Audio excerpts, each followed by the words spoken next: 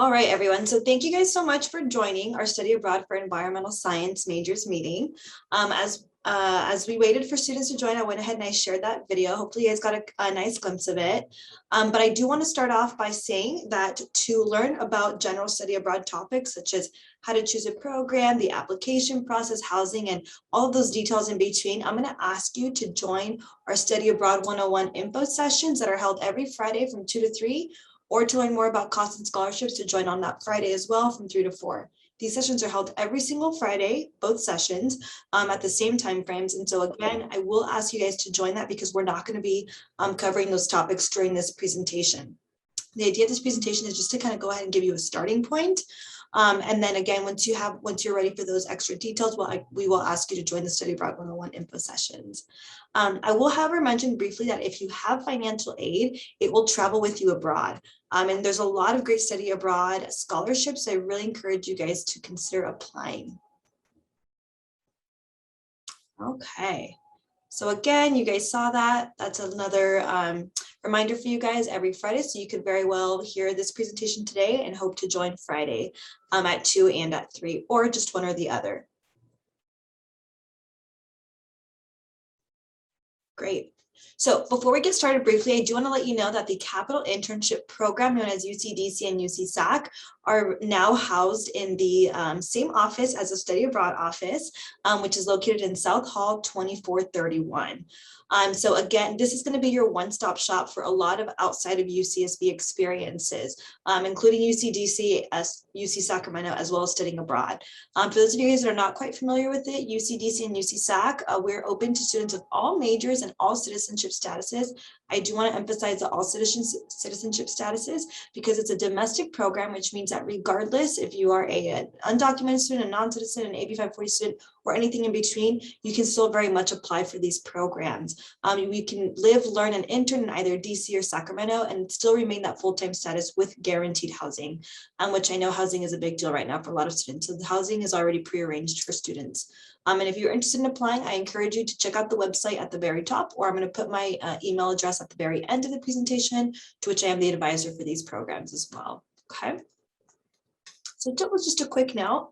Really quickly, I do want to touch base on the COVID-19 and study abroad planning. COVID-19 has had a huge impact on studying abroad. It is no secret. But with restrictions lifting, students are finally beginning to study abroad again. Right now, we have about 200 students abroad, which we're really excited about. And UCAP is continuing to monitor the situation worldwide, and they feel very optimistic about the 2021 to 2022 programs, and hopefully they'll be able to proceed as normal. We obviously can't guarantee anything, but one thing that we can guarantee is that if you don't apply, you'll be shut out of a really wonderful experience. Applying is free, so we really encourage students to take advantage of this. I saw a question in the chat. Are all the info sessions on Zoom? Yes, they will be on Zoom. All right, so for today's agenda and some quick logistics. So this meeting is recorded. It will be posted on both the Environmental Science website, Study Abroad page, as well as our Study Abroad page, UCSB EAP. I will ask that you keep your mics muted because there's going to be a Q&A section at the very end where you'll be able to unmute yourself as well as ask questions in the chat. Okay, my name is Elizabeth Vasquez, and I am the Academic Integration Specialist for the Education Abroad Programs Office. The focus of this meeting is going to relay specific advice for studying abroad in your major, in your environmental science major. So throughout the presentation, we hope to cover the why you should study abroad, the where you might consider going to study abroad, the what courses and opportunities you may want to think about when choosing where to study abroad, and how you can figure all of this out and where to find the resources you need. Eric Zimmerman is also here, and he is the Student Affairs Manager and Internship Director, and he'll be able to give you specific advice on the process for getting UCEAP approved courses, or UCEAP courses approved for your major credit. So you can go ahead and say hi if you'd like. Thank you, Elizabeth. Welcome, everybody. I'm super excited to see about 40 of you here today. Environmental Studies always has proudly encouraged our students to consider studying abroad. The environment is everywhere, including outside the bubble of Santa Barbara. and UCEAP offers some amazing opportunities for you guys to study abroad. I'm happy to say 16 of those 200 students currently abroad are environmental studies majors. And on average, pre-COVID, we'd have over 100 environmental studies majors who would go through UCEAP. So I'm really excited that we're having this info session. I'm really happy we're moving beyond COVID. And I'm really happy to be available for questions and answers, and hopefully encourage as many of you as possible to consider studying abroad. I do want to also introduce Laura Carino. She is the newest environmental studies advisor. She's also sitting in on this session and learning about EAP and environmental studies. But the two of us are always available to help you guys with any questions that you might have. Thanks, Elizabeth. Yeah. All right. Okay. So why do I think you should study abroad as an environmental science major? Here are some reasons. So studying abroad and taking coursework in environmental science will allow for you to, for one, stay on track to graduate on time while also having the adventure of a lifetime. You'll also be able to learn more about yourself and the world through experiential learning. And this is also going to help you improve your marketability for either graduate school or your job hunt after graduation. You're going to graduate with a degree from UCSB, which is a great university, but you'll be able to distinguish yourself more so from your peers when you look for that first job opportunity or to graduate school and share your study abroad experience. So this is all really an investment in your future. This also offers you unique opportunities for coursework, as well as for research, internships, and social and professional contacts. As you can see on the screen, these are a couple of previous UCSB students who were able to have these unique adventures. So on the top left, we have Maria, who went to school in New Zealand and was able to have that experience in sheep country, which sounds really interesting. And then we also have another student, Josh, who studied abroad in Bangkok. And it looks like he was just having fun out there on the beach. So again, a really wonderful experience to not only have the academic side, but the social integration as well. And cultural, of course. Great, so moving gears, now we're going to talk about where you should study abroad. You could quite literally spin a globe and go almost anywhere, so there's a lot of choices. UCEAP offers 150 programs in 40 countries. So to search for program possibilities in your environmental science major, you're definitely going to want to start with the UCEAP website. This is where you're going to find all of the University of California study abroad programs and all of their details. So to sort through your options, I recommend that you first use the find a program search function as I circled here. And again, this is the UCEAP website, which is different than our UCSB EAP website. Okay. Awesome. So without narrowing your search, you're going to find, again, as I mentioned, over 150 programs. By identifying the first discipline area of agriculture, architecture, and environmental science, as seen on the left-hand side to the program filter area, that will allow for us to be more specific into our subject area of environmental science. So by doing these two things, you'll be able to filter your search. And if you filter your search, you'll find about 78 to 79 programs that are specific for environmental studies and agricultural and environmental studies as well. Okay. You could even then further your search even more so by selecting the language in which you want your courses to be taught in. Some students do not want their courses to be taught in any language other than English, which is fine. At that point, you'll only select English. If you're open to the idea of also having the language of instruction be in a different language, maybe check off 2 different boxes, okay? As far as program filters, you could also filter through with the time frame in which you are planning to study abroad. So if you really wanted to explore like fall quarter, fall semester, that would also be an option for you guys. And again, this is just going to narrow down your search even more so to give you that really good starting point. Okay, so now we're going to look at the additional resources that we have for you. These additional resources are going to be on our UCSB EAP website, as you can see on the top left, which is our campus-specific website. So all of the things that are going to be on this website are specific to UCSB. So what we would ask you to do here at this point is to go onto the academics tab at the top, as you can see with the arrow, and then click on that tab. It will take you to this screen that I have shown on the PowerPoint right now. And then from there, you'll see these 2 boxes, the academic planning and then the by major. We would ask you to click on the learn more by major. Clicking on that will take you to our major advising page, which will look like this. So at this point, you will select your environmental studies major. If you are a double major, maybe consider looking at both. But for the purpose of this presentation, I'll only focus on environmental studies. So you would click on that page, and then it will take you to our major advising major advising page known as our maps. This is where you're going to find specific advice from your department. So on the same page, there's a section I want to highlight and encourage you all to take a look at. It's a section on what classes you should take. So in that section, you're going to find specific guidelines as to how to complete your major requirements while abroad, as well as what steps to take. I know Eric Zimmerman is going to talk a little bit about that towards the end, but again, I just wanted to tell you that it's also available on our page as well. So this is also a great starting point for students, and you can also find some student testimonials on here from previous students. All right, so as I mentioned, this is also going to be on the environmental studies website. Oops, on the environmental studies website, and it'll be under the study abroad category in there. So this is what it looks like for the environmental studies program and their website, excuse me.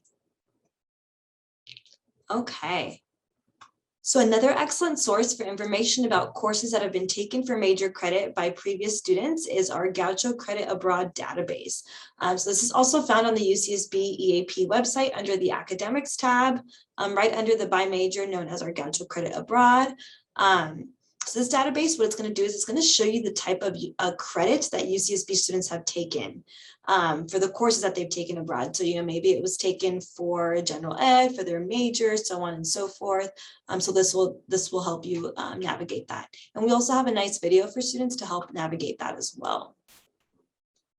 So when you look at the Gaucho Credit Abroad database for courses taken in environmental science, you're going to find over 700 results. So that's a lot. But again, this is really helpful if you're wondering what programs might offer courses in your major or what specific classes might count towards your major. We do just ask students to keep in mind that this is a historic database of what's been done. So it's not going to necessarily tell you what's going to be offered when you plan to go, nor does it also mean that these courses are pre-approved. So this is just a good starting point for students.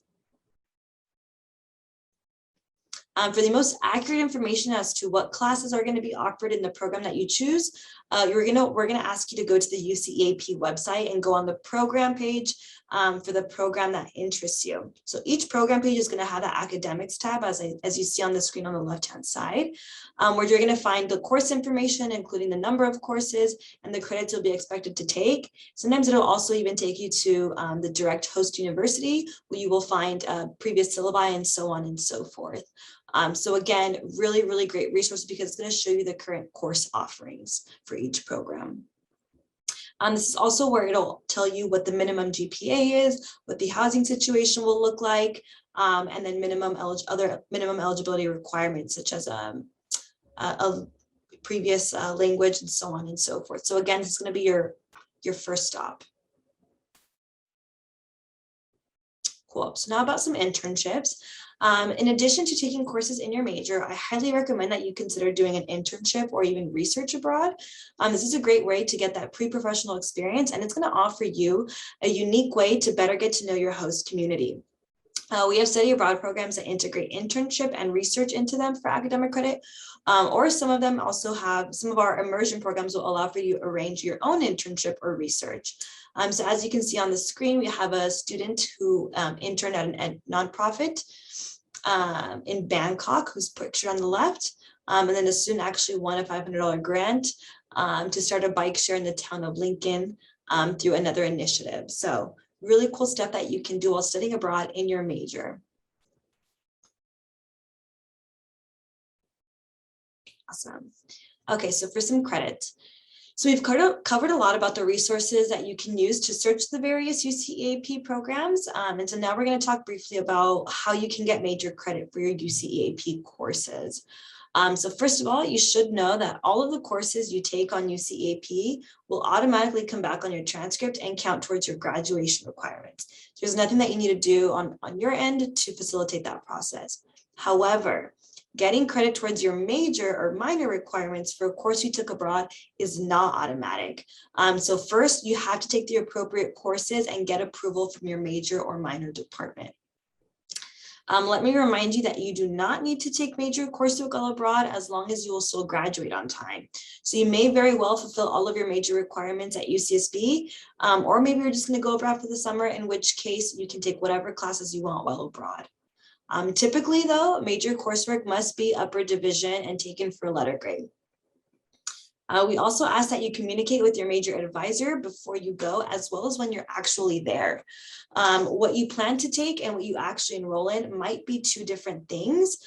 So that course that you thought that was going to count for, that was going to be offered, that would count for your major, maybe will no longer be offered there, or there's a schedule of conflicts. So either way, we do ask that you are in constant communication with your major advisor.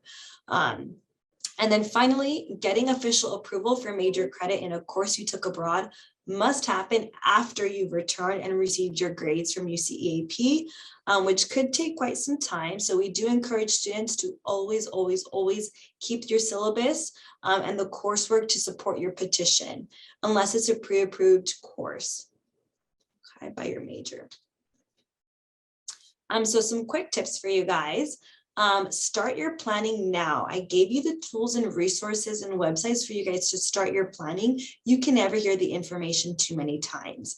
The idea behind all of this is that you will have the most options open to you and that you'll pick the program that best meet your needs. And I do want to emphasize that because you're only able to apply to one program per term. So for example, if you wanted to apply to a program in Australia or a program in Chile, you could not during the same term at least. So we do encourage you to do as much research as possible for the best program that fits your needs. You could apply for different programs in different terms. So for example, if you wanted to go abroad in the fall in Chile, you could apply for that. And then in the spring, you wanted to go to Australia, you could do that because they're two different terms. But you cannot apply to two different programs in the same term. I want to encourage you to please join more meetings. We're going to have info meetings running throughout all the quarter, and they're posted on our website.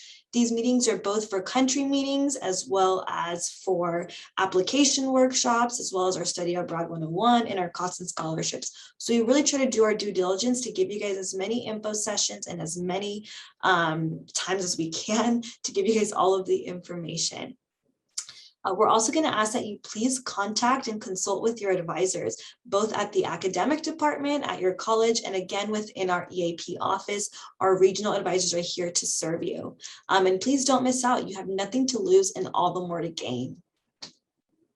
So right now, what you could do, if you know that you want to study abroad or you know that it's in your grand scheme of planning while you're at UCSB, what you can do is ensure that you have a passport. It is so important. And it sounds kind of simple, but really applying for a passport right now is taking up to 16 weeks. So it is a very lengthy process as to what we're accustomed to. So again, we do want to encourage you to apply for a passport if you don't already have one. If you do currently have a passport and you haven't taken a look at it in a while, please take a look at it and ensure that it doesn't expire in the months to come. If it is that it's going to expire soon, we would encourage you to renew the passport. Either way, if you need to renew it or simply apply for your first passport, our rec center on campus can assist you with that. And we are actually partnering with them to host some sort of event. So please check out our website as well as the rec send for more information as to how they can support you or setting up an appointment with them. Some fall and summer programs for next year are requiring a passport in hand by the time that you apply in January or February. So again, if you know that you want to study abroad, please get that passport in line. And I can go ahead and share my email address if you want more information on that passport retrieval and application. All right, and then lastly, we do want to encourage you guys to come see us. We are fully in person for the most part. We are located in South Hall 2431. I do know that I shared a lot of information with you guys right off the bat. So if you need a reminder, or again, you just kind of want to talk to a regional advisor, if you have an idea that maybe you want to study abroad in Brazil or so on and so forth, we are all here to help you. Our team is composed of peer advisors, myself as the academic integration specialist, our faculty director, associate director, regional advisors, and our admin assistant. So we are all here on campus to support you. I do want to note that we are operating on the Q-List system. So while we do have general advising hours every day, we are operating on the Q-List system, meaning we're hoping to mitigate the COVID-19 situation and really do our part. So please log in through our website on our UCSB contact us page and use that link. So that way we can tell you when to come into the office once we're ready to see you. Okay, and we are offering services in person, by phone, or via Zoom.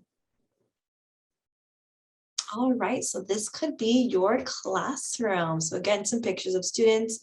I think this is Italy on the top right, and then the bottom left is Brazil, and some other students all around the world. And that concludes our session. So I'm going to go ahead and stop my recording now and open it up to any questions that you might have.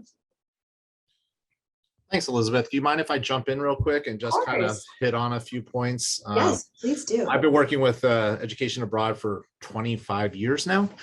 So I've seen a lot of students go and a lot of common questions. So I just thought I would address some of those now before we go into individual questions. One of the most common questions we get asked is, where should I go specifically for environmental studies? And you already did a good job in highlighting some of the specific programs that are out there within UCEAP. I think it's 79. But I always like to remind our students, because we are such an interdisciplinary program and we have this built-in outside concentration as part of our major, students aren't even limited to just environmental programs. If they're doing their outside concentration in geography or biology, maybe it's political science or history, they could go to a study abroad program in another country that doesn't really have much environmental opportunities, but fulfill their entire outside concentration instead in history or the geography. So literally, I like to tell our students, the only thing you're limited to in environmental studies is a foreign language requirement. If it requires you to speak a foreign language and you don't speak that language, that's probably going to prevent you from going to that specific program. But other than that, it's pretty much a wide open opportunity.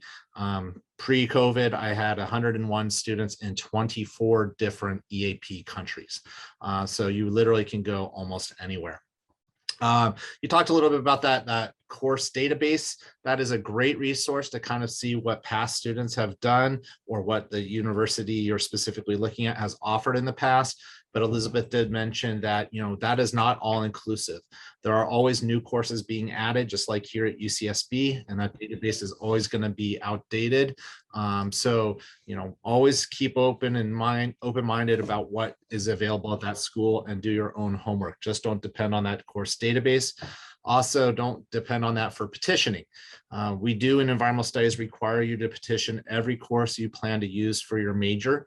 We have no automatic substitutions. So anything that you plan to use for environmental studies, where it's lower division, upper division electives, or your outside concentration, you will need to do a petition when you come back. Okay, so please hold on to those course syllabi and those course descriptions.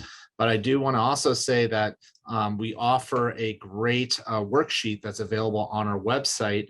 If you just go under environmental studies and then go under student programs and click on EAB, UCEAP, you will see guidelines for studying abroad for environmental studies majors. I'll even try to drop it into the chat here so you guys can download it. But that's basically a one-stop shop for all the rules and guidelines that we use in environmental studies when we're assessing transfer work from abroad towards your major. And as long as you understand those guidelines, you'll be set to go and you'll know what you can take and what will come back and count towards your major and what we'll be looking for. We also encourage you to read that guideline before you actually come in to have us sign your academic planning form, which is part of your EAP application process. Because as long as you understand those guidelines, we'll pretty much sign off on any academic planning form. So yeah, that's basically some of the more common questions I just wanted to hit up on. I will just end by saying there are a variety of different programs out there through UCEAP, including your traditional kind of residency programs where you go into a university and you actually are a student there and you register for classes just like you would here at UCSB. And those are great opportunities to take classes from a wide range of departments. But there's also some great thematic programs that UCEAP offers. I can think of a couple, like one is in Costa Rica, another one's in Chile, another one's in Australia, another one's in South Africa, where actually the coursework is set for you and the program is set, and everything you're going to be doing for that time abroad is pretty much already contained into a nice theme related to the environment. So either one of those programs are excellent for environmental studies majors. It just depends on what you're interested in doing. And please, I encourage you to come see myself or come see Laura, and we will be more than happy to talk to you about, options and possibilities for studying abroad through UCEAP.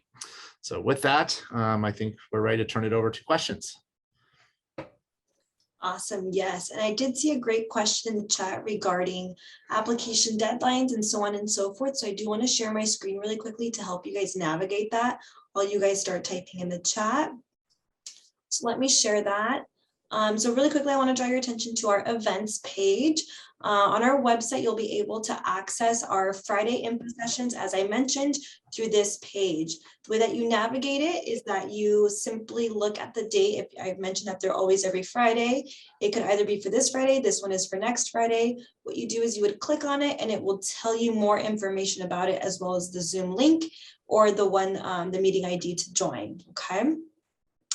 So there is that. I do want to highlight that on October 26th, we will be having an application workshop. So if you knew what program you already wanted to apply, feel free to check us out on our application workshop series, and it starts next week or in 2 weeks on the UCAP application workshop. Again, this is actually in person. So you take a look at where it will be hosted in the time frame, and then it is a register through Shoreline, so you'll have to register through Shoreline. Another great option for students is to check out our Instagram page. I know for some students it's a no-brainer, but we're living in the 21st century, so we do post on here very regularly. This is where you will also be able to see all of the fall application workshop series that we're hosting. So I mentioned that we have one on upcoming Tuesday, as well as Monday the 8th, November 8th and the 16th, okay? So just keep a lookout because we do post on our stories pretty regularly as well. Yeah, Elizabeth Ranja asked a good question. Those thematic programs versus the immersion programs, is there a specific place students can go to find those, or do they just need to go to individual countries and just see if one's offered? Yeah, it varies by program. So once you do the filter search on UCEAP, it'll tell you on, I can kind of share my screen. It'll tell you if it is an immersion program or if it is a UC program. So definitely check those out. Again, the idea of this session, we're not going to tell you where to go. We're just here to give you all of the information as to where to go. Unfortunately, we don't have any student returnees, as Eric mentioned. We have a lot of student returnees to choose from. I myself studied abroad, so I could give a quick testimony, but it was a couple moons ago now. But I also came to UCSB and I was an undergrad. However, I was a sociology major and a transfer student and a low-income student, and I still managed to study abroad. And so it is very much possible. It just takes a lot of planning. And again, that's why I'm here, because you can never hear the information too soon or too frequently. Yeah, and you hit on a great point about transfer students. I get that question a lot. Transfer students often think they have to just focus on their stuff here at UCSB in order to graduate on time. In environmental studies, that's especially not the case because of the flexibility built into the major and that outside concentration. We've had plenty of students do it their senior year or even their last quarter, registered as a UC student to graduate. They do abroad. So please don't let that limit you to thinking about studying abroad. Come talk to us and we can definitely help you try to find a right program that will help get you that study abroad experience. Yes, definitely. And again, as I mentioned in the PowerPoint, you don't have to take courses in your major if you complete your major beforehand. In my case, I was able to complete my major before I went. I did summer school before I went. And by fall semester or fall quarter here at UCSB, I was on my way to Madrid, Spain, where I stayed abroad for about 5 months.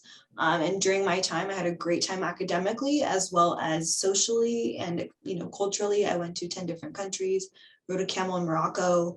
Everything in between. It was really, really wonderful experience. And in fact, when I was applying to jobs when I was completing my undergrad and I was applying to jobs, almost every single time it was a topic of conversation in my interviews.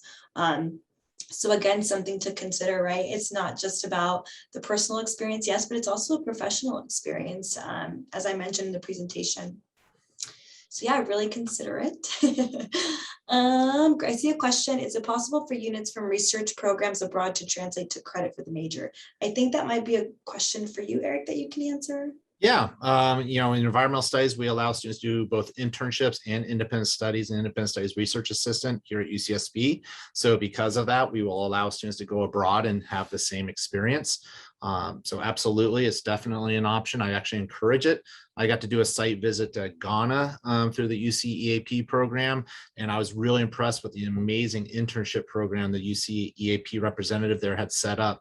And almost half their students actually did internships with local community organizations and got credit through that university, and then we're able to transfer those back to their home UC campus. And then of course it'll depend on department to department, but in environmental studies, we definitely welcome you to do internships and get involved in research and bring those back. And we can put them either towards your area B electives in environmental studies or potentially your outside concentration, depending on what you're doing. Just one more part I'll throw out there. I don't think there's any other major on campus that allows their students to apply so many units towards their major requirements. We will allow you to do as many lower division courses as you want to, just as long as they're about 75% the same content, but most of you will be doing upper division. Depending on which degree you are, you could be doing anywhere from 28 to 36 upper division units while abroad and apply them towards your major requirements in environmental studies. So that's a lot. It's almost 2 full quarters worth of coursework that you could do while abroad towards your major. So lots of options out there. I know we're throwing a lot of information at you, but as Elizabeth said, the sooner you start looking, the more educated you can be about what's out there. This fall quarter is the time to start looking for next year. They're offering all the information sessions right now for individual programs and countries, as well as their general information sessions.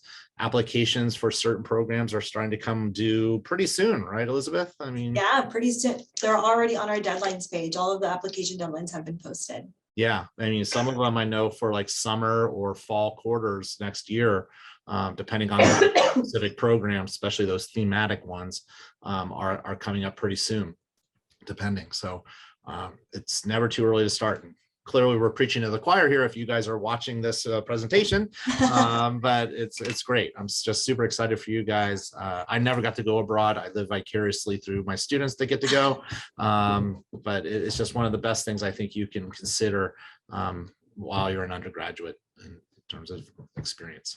Definitely. I can attest to that, Eric. It is the most wonderful experience you could ever have. I see a question in the chat. When do most students study abroad? As a junior ? Students usually study abroad either junior or senior year. It really depends on the planning and when it makes most sense to you academically. We are an academic program. I do want to emphasize that. That being said, we really, it's not just about the experience. Of course it is, but we really want to make sure that we're doing our due diligence for students to study abroad and also graduate in a timely manner. We would never want students to go abroad and then get behind and so on and so forth. And then at that point, you're digging yourself a hole. But either way, we really want students to have this opportunity, but we also very much keep in mind that this is an academic program. And so whatever makes most sense to you is when we would encourage you to study abroad. Again, the planning piece is really important here for you guys. We have our actual application components is the academic planning form, where we have you sit down with your advisor virtually or in person, depending on your comfort level. And you pretty much map out your classes. You talk about what is remaining in your major for your GEs, major credit, as well as, a minor potentially. So really it's an opportunity for you to sit down, figure out your classes and figure out when is the best time for you to study abroad. So again, just want to throw that out there. It's whatever is best for you academically. There's a follow-up research question for you, Eric. Yeah, so basically, as long as it's environmental in some way, shape, or form, you have a really good chance of accounting towards your environmental studies elective section. And then if it's for your outside concentration, it just depends on what your outside concentration is in. If you're doing your outside concentration in biology or ecology, then clearly you would want the internship or the research experience to be biology or ecology related. And then we would be happy to take it to your outside concentration. So it's pretty much wide open. It just depends on what you want to do. The key though here is please be careful and make sure that they're upper division units. Elizabeth mentioned this. Most of the classes you're going to be interested in taking are going to be upper division, but I have had a few incidents where students took lower division classes abroad and then brought them over. And yeah, the content was perfect to count as like an environmental studies elective class, but because it transferred over as lower division, I could not use it for your upper division requirements. So it will vary from country to country, school to school where you go to, what is upper division, what's the lower division. And that's where you really want to utilize that database that Elizabeth mentioned to see what courses have transferred over as upper division and lower division, as well as your UC EAP advisors, both here and in country, to make sure you figure out what classes are upper division and lower division. That's just a little bit of a pitfall I've seen a few students fall into. But other than that, yeah, it just needs to be environmental and we will consider it. Eric, I have a question for you. Do most environmental science studies majors, do they go abroad usually for one particular semester or quarter over the other? Like what is more popular? Because I know that in EAP, we really advocate for our one-year programs, Sure. Especially because sometimes going abroad for 1 year is significantly less expensive than being in Santa Barbara. So I kind of wanted to ask you that question. Great question. It really often depends on which degree in environmental studies they're pursuing. We have both a BA and a BS degree. The BS degree has a lot more year-long science sequences required. So depending on if the students have any of those left or not, that could limit their time that they can be away from UCSB. Our Bachelor of Arts majors have a little bit more flexibility because they don't have as many of those sequential science, year-long science series. But I've found it varies widely. I encourage students to always look at the year-long programs just for the same reason, cost, but also just, I've had so many students request to extend their time abroad because they're having such a great time and they feel like the first, 4 or 5 months was just kind of getting their feet wet. And now they're really kind of getting engaged and immersed into the program. But honestly, if you can only go for a semester or even a quarter, it's still better than nothing. And you're still going to have a fabulous time. So it will vary from student to student, situation to situation. The only advantage of going in fall versus, let's say, spring semester is you only miss out on 1 quarter here at UCSB in the fall, or if you go in the spring semester program, you're going to miss both winter and spring at UCSB. So that's just something to kind of keep in mind as you're planning ahead. But, it will vary from opportunity to opportunity, student to student. And degree to degree, depending on which one they're pursuing. Great. Yeah, thanks for answering that. I know on my end, when I did my semester program, fall semester, senior year, I very much tried to stay. In fact, I was thinking, I'm like, what if I don't graduate and I had to stay here forever? But no, I had to come back, obviously. So that being said, I completely encourage students to go for the year as well. And just really quickly to touch base on those 1-year programs that are less expensive. Some of those programs include Sweden, Thailand, Mexico, to name a few, but there are about 40 programs, year-long programs that are significantly cheaper than staying in Santa Barbara. I believe a year in Santa Barbara estimated is $34,000, including tuition. Sweden, for example, is $24,000 for a year. So not too shabby, right? And there's a question in the chat. Do you recommend reaching out to the advisors in the visiting country about the courses to take, or when do you talk to them? Sure, if you already have an idea that you want to study abroad, maybe in Argentina or Brazil, wherever you have, whatever you have in mind, reach out to that advisor. All of our advisors have drop-in hours, either in person or virtual or by phone. So I would really encourage you to reach out to them. Again, there's never too much of anything. I believe that when I was studying abroad, I came to my advisor probably like 8 to 10 times minimum. So really encourage you to take advantage of them. That's what we're here for, you guys. We're here to support you and help you make the best decision, obviously. So the more information you can get from our regional advisors, the better for you. And I'll go ahead and drop our regional advisors Q-list links in the chat for you guys as well. It really is a team effort. You're going to work with both. Work with EAP because they're the experts on the countries and the processes and what will, the living situations and the application and all that. And then you'll definitely want to work with us here in environmental studies to identify the potential where you can apply courses from those programs towards your major. And I know both Laura and Elizabeth put into the chat already, and maybe we'll do it one more time, the list to our guidelines for studying abroad for environmental studies majors. We specifically wrote those up just for you, just to help kind of ease that anxiety and help you understand where you can potentially apply units towards the major. And so if you follow those guidelines, you should feel really comfortable as you're exploring abroad programs, what program might work best for you in your situation. But again, you're always welcome to come see myself or Laura, and we will definitely sit down with you and help kind of iron out any questions you have about your specific major requirements. And then the regional advisors or any of the advisors over at UCEAP here at UCSB are going to be able to answer, a lot of the basic questions about the processes and the applications. They're great at that. Yeah, and I just want to emphasize, you guys are very, very lucky to have such supportive staff on your end. Laura and Eric, thank you guys so much for being here. But not every single major on our campus has these nicely drawn out guidelines or have, come to these meetings and are so supportive of their students. So really, you guys, it's a team effort. We are all here to support you and encourage you to take advantage of this opportunity. It's not because we want you out of Santa Barbara. It's because truly there is so much more to see, and the real growth and the real change happens when you kind of push those boundaries and get out of your comfort zone. So that pretty much wraps up our session for today. I'm going to go ahead and input my email again in the chat if there's any questions that you guys might have. I might not be the proper person, but I can very much refer you to the right person. So that being said, thank you guys so much for joining. I appreciate you guys all for being here on this smoky Wednesday. Hopefully you guys stay safe, mask up, and I will see you guys soon. Thanks for joining us, everybody. And thank you, Elizabeth, for all that great information. Yeah.